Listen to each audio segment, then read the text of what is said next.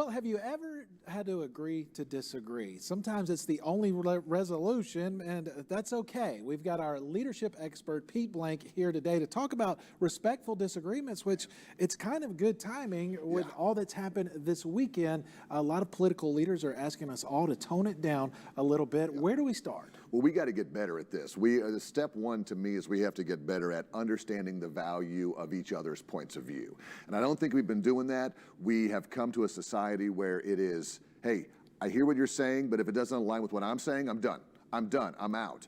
And the idea of agree to disagree has sort of gone by the wayside. And it's okay if you and I have two different opinions on football teams or politics or anything. We can still communicate and connect with that. Why do we have to be so divisive on that? Seems like with politics, it's a hard line. People don't want to compromise. Well, and that's step two is I can't compromise if I don't listen to you well. And a lot of times when we're listening to people who have different points of view, we're already thinking how we're going to debunk.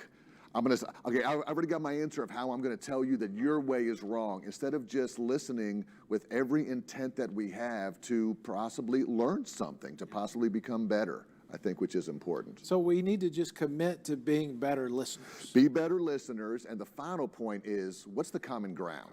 Okay, I think, this is Pete's opinion, we need to stop saying that we are identified as a political party.